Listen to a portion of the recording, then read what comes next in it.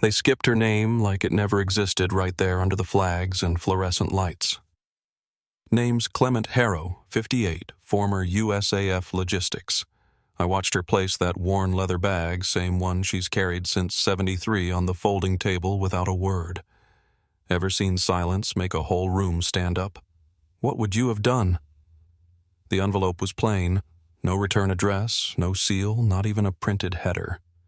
Just a folded sheet inside the kind you'd expect from a budget office printer, smudged slightly at the edges like someone's thumb had paused there too long. I might have tossed it with the grocery flyers if it hadn't been for the postmark Brookhaven. The letter was from the Veterans Hall, typed in that half-courteous, half-desperate tone committees use when they're 2 weeks behind and one man short. They wanted my help sorting names for the upcoming Community Honor Night, a patchwork of civic appreciation and free punch. I'd done it once before, back in 2017, when Mr. Abernathy's name had mistakenly been submitted twice and caused a kerfuffle about whether he deserved double applause. I wasn't eager to repeat the experience. Still, I sat down that morning with a mug of reheated chicory coffee and unfolded the list. 37 names. Most were familiar retired postmasters, school nurses, 1 or 2 ex-Marines with more stories than medals. Then my eye caught the final entry written in pencil, not print Lorraine Whitlow, widow of PFC Whitlow, presumed recipient. I leaned back in my chair. That name, it didn't click. And I knew almost every widow or survivor from this part of Lincoln County, especially those tied to the service. My years as a USAF logistics officer didn't prepare me for mysteries like this, but my post-retirement role as the unofficial archivist of Brookhaven's dusty history had trained me in another skill, not letting questions go unanswered. I flipped open the metal catalog drawer labeled WX.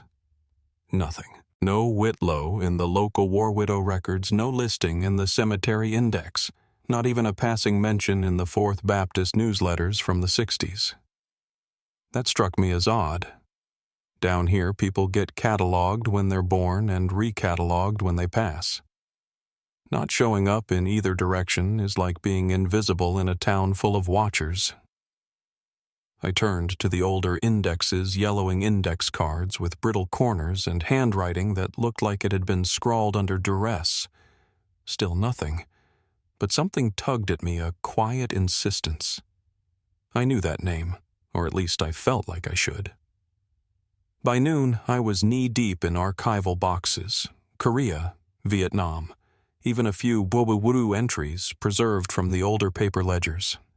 As I reached for a mislabeled folder jammed behind a box of church cookbooks, a slim newsletter slid out and landed on the linoleum with a papery sigh. Missions Update. Fall 1974. One of those mimeographed bulletins with uneven ink and ghosted photos. Inside, halfway down the page, a group shot caught my eye, crates being loaded into a green-painted army truck beside a clapboard church. 5 men posed up front. But it wasn't them. I noticed it was the woman in the background. Half-turned, sleeves rolled up, arms extended toward the cargo. The caption just read, "Volunteers. Fourth Baptist loading supplies for overseas aid." Her name wasn't listed, but something in her posture, the squared shoulders, the way her right heel lifted as she leaned, jolted a recognition I couldn't place. I'd seen that stance before, maybe in an old yearbook, maybe in a briefing photo from some old case file. No, not that formal, more like someone you pass in the market and remember only later. My fingers hovered over the faded print, unsure whether I'd stumbled upon something or just wanted to. I turned back to the desk and scanned the RSVP list tucked in the folder. It was a standard form, names, dietary restrictions, phone numbers. And there it was, penciled lightly at the bottom.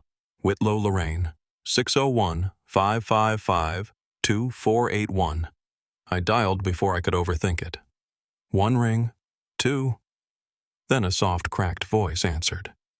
"This is Renee," she said. The name hung in the air for a moment, old-fashioned, tender. I suppose I'm supposed to sit in the back row again, right? The next afternoon I found myself standing on the uneven stepping stones that led to Renee Whitlow's front door. Her house sat a little off Plum Street, where the cracked sidewalks dipped with the roots of old pecan trees and mailboxes leaned like tired men, waiting for something to come that never did. The screen door squeaked as I stepped up. It wasn't just a squeak, but one of those long, dry groans that sounded like a throat clearing before someone says something uncomfortable. Before I could knock, the door opened inward, and Renee stood there wearing a rose-pink apron and a pale blue house dress.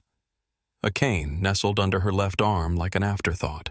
"I'm not used to guests," she said, eyes narrowing against the daylight. "But you called polite." The house smelled like lemon polish and something baked long ago. The wallpaper had once been a cheerful floral, now more memory than color, and the lace curtains hung like sighs across the kitchen window. She motioned toward the dining table, thick oak with short legs and a dented edge, and I sat carefully like I was disturbing something sacred. "I made tea," she said simply. "I hope you don't mind it weak." I didn't. It matched the quiet. She poured from a cracked ceramic pot with a sunflower painted on its belly. No milk, no sugar. She sat across from me, both hands wrapped around her cup, as if she needed the warmth more than the drink. A small fan in the corner rotated in tired half circles, doing more humming than cooling. "So," she said after a pause, "what's the Veterans Hall want with me? I don't play bingo." I hesitated, watching the way her fingers drummed once, twice, then stilled. "Your name came up for the honor night," I said gently. "They're recognizing service families. Your name was listed as PFC Whitlow's widow." Her chuckle was soft but dry. "Well, that's rich. Been 50 years, and they just now remembered he had a wife." She didn't sound bitter, just amused, like someone told her a joke a decade too late. "He died young, didn't he?" I asked carefully. She didn't answer at first. Her eyes flicked toward the window to where the sunlight caught the dust motes like tiny ghosts.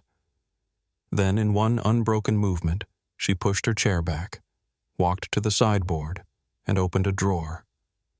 Out came a small bundle wrapped in soft cloth the color of old bone. She carried it like it was fragile. With slow fingers, she unwrapped it, revealing a circular bronze medal about the size of a silver dollar. Its surface gleamed dully as though it had been touched often but never polished. She didn't hand it to me. She just placed it on the table beside her cup. "No one's asked about this," she said. "Not in all these years." I leaned forward slightly, not to touch, just to look. The ribbon was still attached, frayed at the edges. A name had been etched faintly on the back, E.R. Whitlow. The inscription barely caught the light. "I always kept it close," she said, voice even lower now. "It's not that I needed the reminder. It's that he never got a proper place anywhere else." She reached under the table and pulled up a worn leather handbag, the kind with a brass clasp and a scuff across one corner. She smoothed the flap open, laid the medal inside with a touch that felt more like a prayer, then fastened it shut. Her hand lingered on the top, pressing it closed, then resting as if holding the memory inside. "No one's ever asked," she repeated. We sat there a while, neither of us speaking. The fan clicked as it finished a rotation. A robin called from the telephone wire outside. When I finally stood to leave, she walked me to the porch. The cane thudded lightly against the floorboards, but she never leaned on it. I suspected it was more habit than need. She didn't shake my hand. Instead, she looked out toward the street, then said without turning, "I won't open that bag unless they pretend I don't exist again." And they will. I couldn't sleep. Even after 2 cups of herbal tea and an old John le Carré paperback, I lay in bed staring at the ceiling fan. The blades spun in lazy rhythm, stirring the air like a slow whisper. But my thoughts were louder about that medal, about Renee's voice when she said, "No one ever asked," and about the absence of her name in every archive I knew. It wasn't just a clerical error. It felt like a wound someone had stitched shut without cleaning first. Around 6 a.m., I gave up trying to rest. The sun hadn't fully risen, just bleeding pale light across the blinds. I got dressed and drove toward the north end of town where the Brookhaven Baptist Church sat just past the old mill road, its brick steps glistening from the dew. The parking lot was empty except for a silver Chevy and a bicycle chained to the lamppost. I knew the Reverend would be here. Elijah Runnels had been many things, a chaplain in Da Nang, a combat medic before that, and now the unofficial keeper of spiritual wisdom for half the town. We'd served in overlapping theaters, but met only after retirement when he helped officiate a military funeral I coordinated in '09. There was something unshakable about the man. He looked at you like he was reading a weather map behind your eyes. His office smelled like hymnals and lemon oil. Crosses of varying shapes and sizes lined one wall. The other was taken up entirely by family photographs, dozens of faces framed and smiling, all at slightly different angles. I knocked once. "Doors open, Clement," he said without turning. I stepped inside and held up the newsletter photo, the one from 1974 with Renee half-turned loading crates. "You remember her?" He glanced stilled. His fingers stopped drumming against the desk. "I do," he said, voice soft. "Lorraine Whitlow. What was she doing there? She was saving our damn lives." I sat down, heart ticking faster. He sighed and opened the bottom drawer of his file cabinet, rummaging slowly. There was a depot fire, summer of '73. Out past the pine line where we stored surplus for overseas aid, an old generator sparked something. Whole place went up in minutes. I knew the depot. My unit had received donations from there in the early 2000s, long after its prime. "She was there?" I asked. "She wasn't just there," he said. "She cleared the rear hall before the fire crossed over. 4 staff and 2 civilians were still inside. She organized the exit, made them crawl under the smoke. One man had a busted ankle. She dragged him herself." He stopped rifling and looked up. "But she didn't wear a uniform. She was a volunteer, unofficial. No file, no medal ceremony, nothing to pin her name to." He found what he was looking for, a faded manila envelope labeled Depot 73. From it, he drew a folded paper, edges, curled corners fraying. On it, a field report, handwritten in clean cursive. "Actions during evacuation. Filed by L. Whitlow." There was a shaky line at the bottom. Not a signature, just a scrawl of her initials, L.W. I read it slowly. It was concise. Exact mentioning names, actions, oxygen points, timings. Not the writing of someone merely caught in chaos.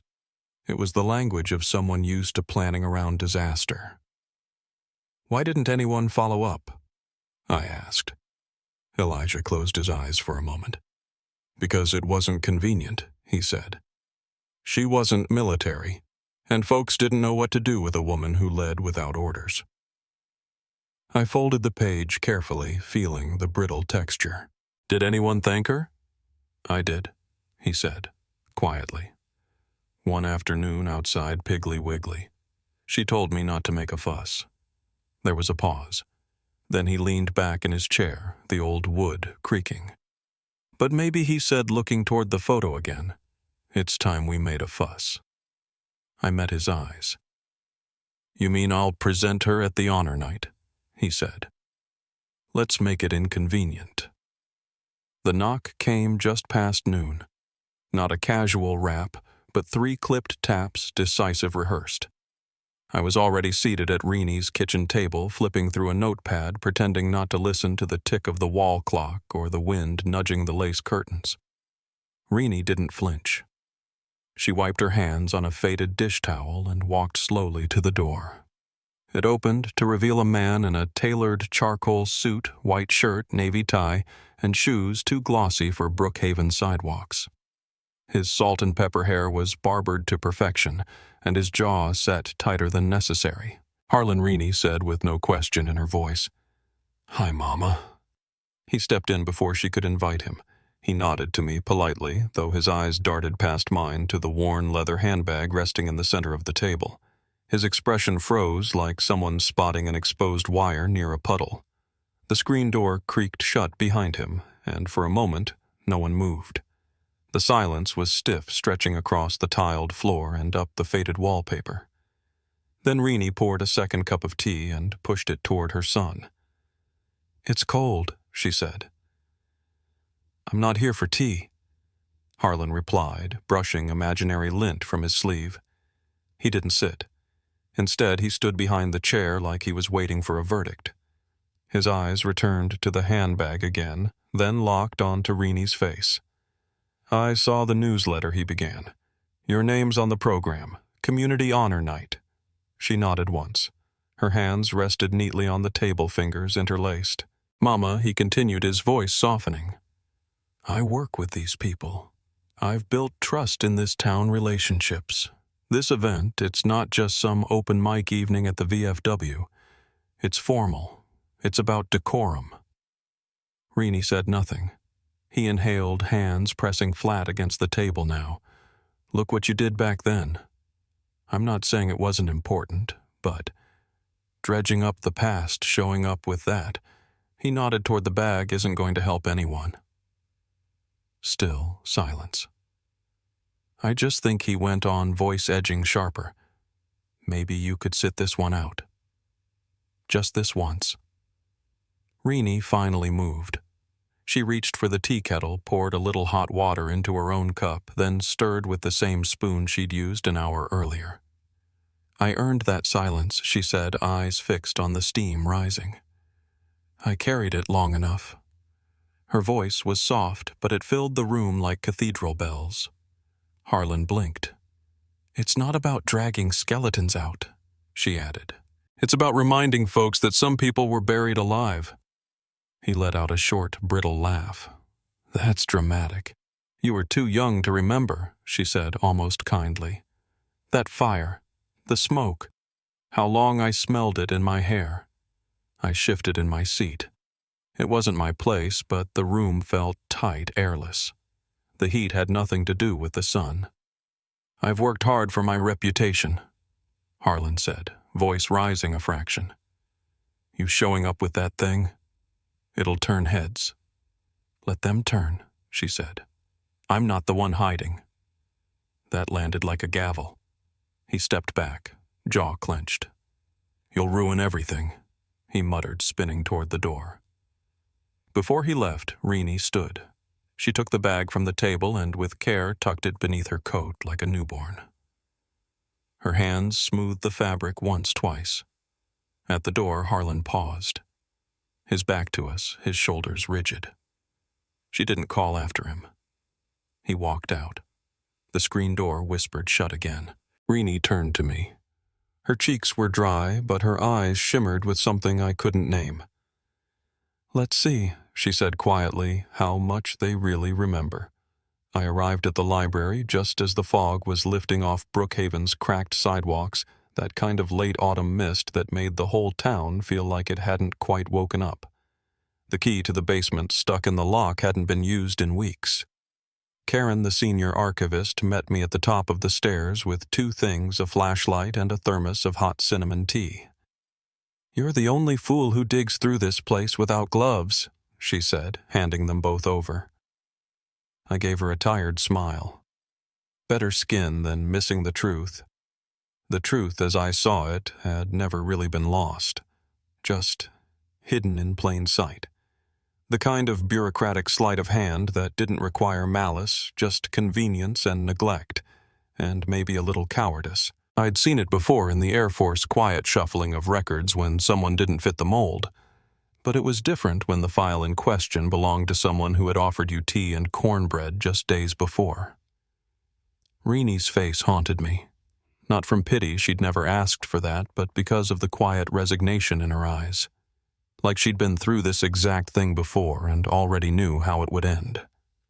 The basement was cold even for Mississippi. Fluorescent lights flickered overhead, casting more gloom than glow.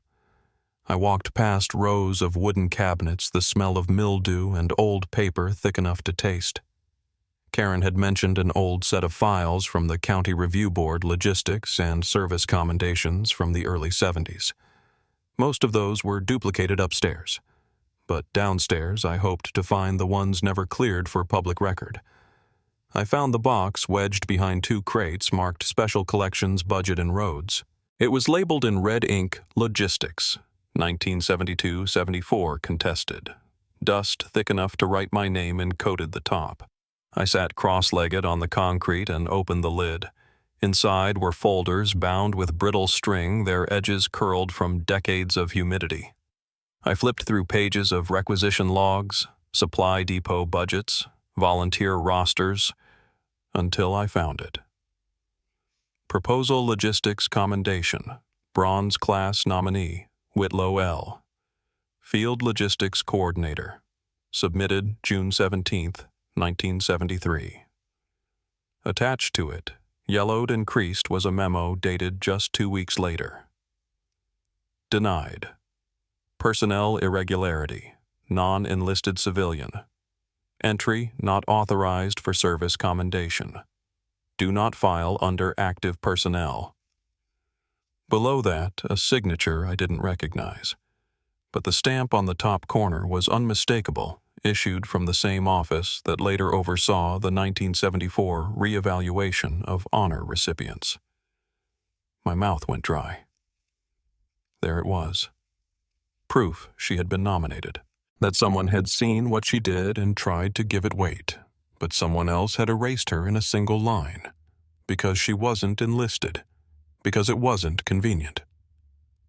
I scanned the document on the spot, careful not to tear the fragile paper. Then I pulled out my phone and forwarded the files to Reverend Runnels. He replied in under 5 minutes. It's enough.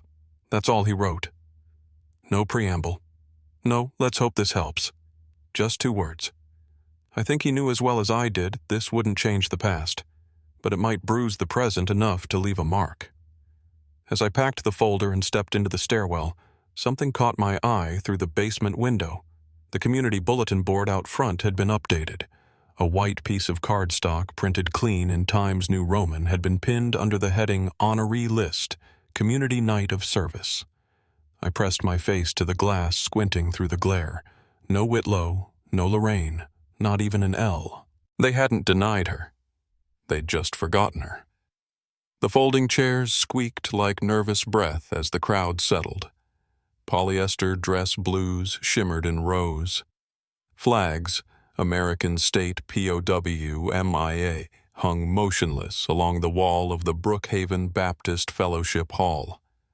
The room smelled faintly of waxed tile and old cologne. I sat near the back envelope of documents burning in my coat pocket. Renee entered alone. She wore a long gray wool coat, buttoned all the way up despite the warm hall. Her cane tapped softly as she crossed the floor.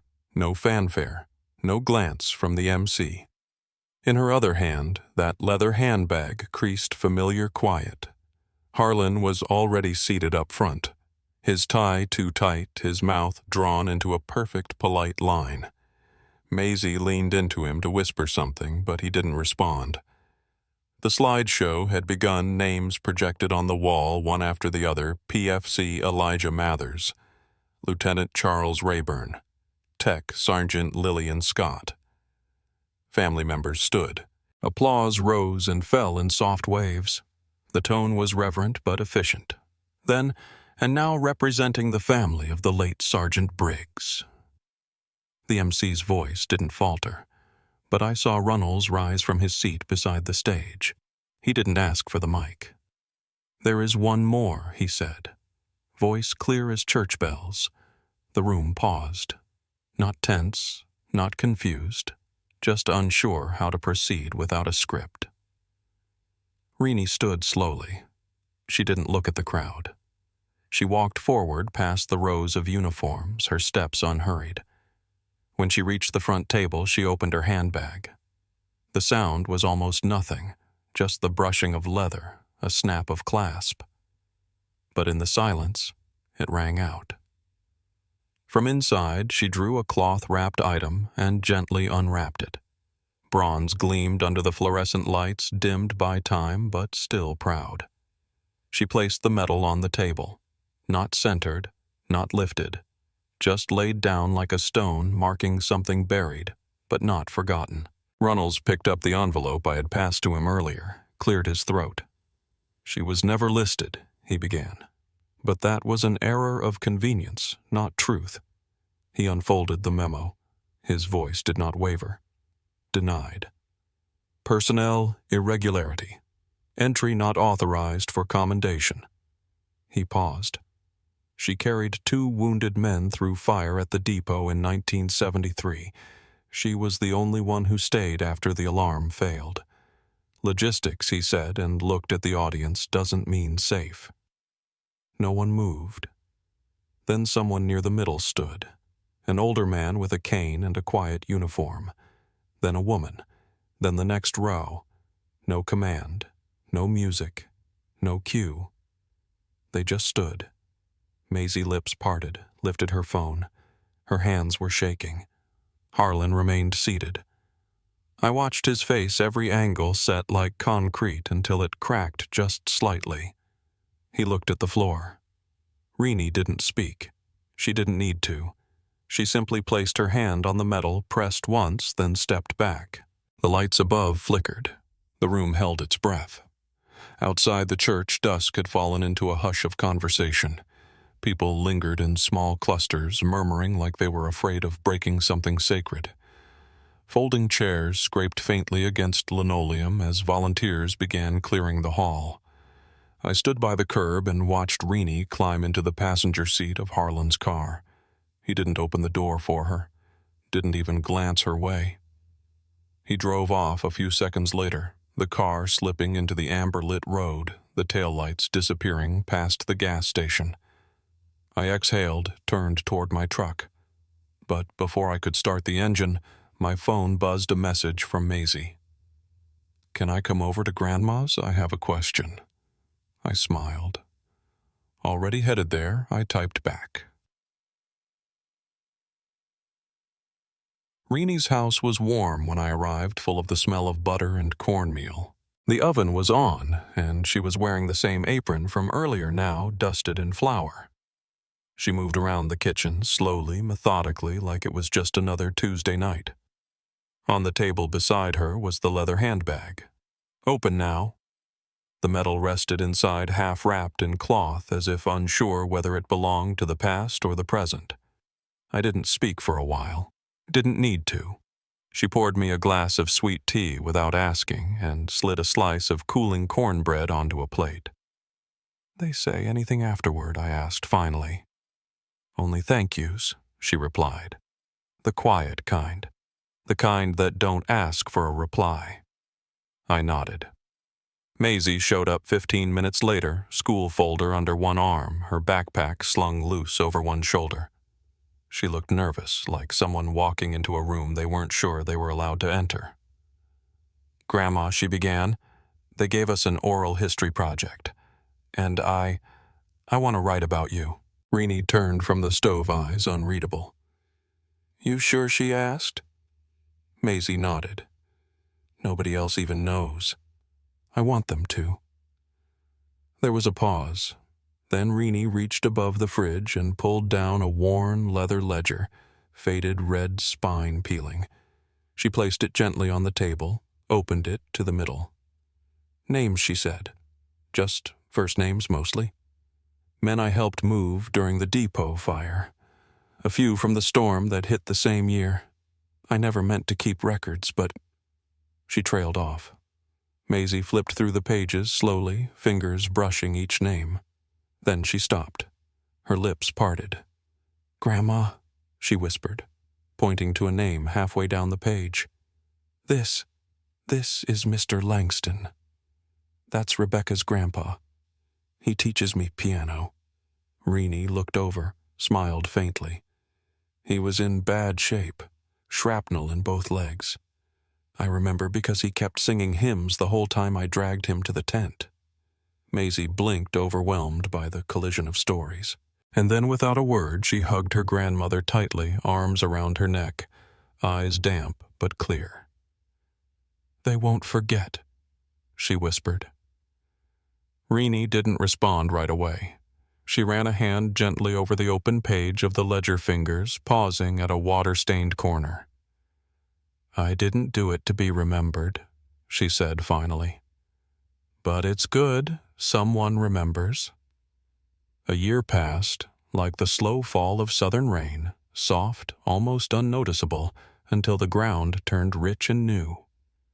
When I pulled up to Reenie's house that morning, the first thing I noticed was the fence. Or rather, what used to be a fence. The chain-link rust and crabgrass were gone, replaced by a curved wooden wall built from reclaimed oak slats, stained honey gold and already weathered by Mississippi sun. Along its length, copper plaques gleamed in the light, each etched with a single name. Reenie met me on the porch with 2 mugs of coffee and a worn denim jacket slung over her shoulder. "Still take 2 sugars?" she asked. "Still haven't learned," I said, smiling. We sat at the little table in her yard. Birds chirped somewhere off to the left, and the wind carried the scent of fresh soil and distant honeysuckle. "I was going to let the back grow wild," she said. "Figured I'd earned that." But Maisie had other plans. I watched as Maisie emerged from the back door, toolbox in hand, ponytail bouncing. She was taller now, more confident in the way teenagers become when they find a cause to carry. Her t-shirt read, "Hidden Histories Club, Founder." She knelt at the wall, carefully aligning a new plaque in the next open space. 33 names, Reenie said quietly. Not all from the fire, a few from the storms. Some I just helped patch up until someone better came along. "No one better ever came along," I replied. She didn't answer, just sipped her coffee. The steam curled upward, catching in the early light. Later, Reenie stood and walked inside for a moment. When she returned, she was holding the medal still wrapped in that same faded cloth. "I don't want it on the wall," she said. "It doesn't belong to just me." She handed it to me. "Could you drop this off at the library? Karen said she'd digitize the records. Maybe someone else will want to look someday." I nodded. "They'll make room for it now." Reenie's smile was quiet. "Good. Took them long enough." We sat in silence again. Maisie hammered gently, adjusting the last nameplate with a leveler's precision. Every tap of the mallet seemed to echo further than it should have. Across the street, a car pulled up. A man stepped out, dark suit, no tie, shoulders drawn taut. It was Harlan. He didn't cross the road, didn't wave. But he took off his hat, held it against his chest as he looked at the wall. Then he turned and walked away, no hurry in his step. Reenie didn't say a word. She didn't need to. The names were loud enough. That morning, as the sunlight warmed the copper plaques on Reenie's new garden wall, I caught the scent of coffee drifting through her screen door. Same mug, same hands, but lighter now. The medal she once carried like a secret now rested behind glass at the town library, no longer hidden, no longer heavy. Sometimes history isn't about parades or salutes. It's about one woman standing still until the world catches up. Justice doesn't always shout, it grows quietly like a row of names on a fence built from memory. Has life ever handed you a second chance in disguise? Share your story below, or just leave a name that deserves to be remembered. And if this story moved you, feel free to follow for more.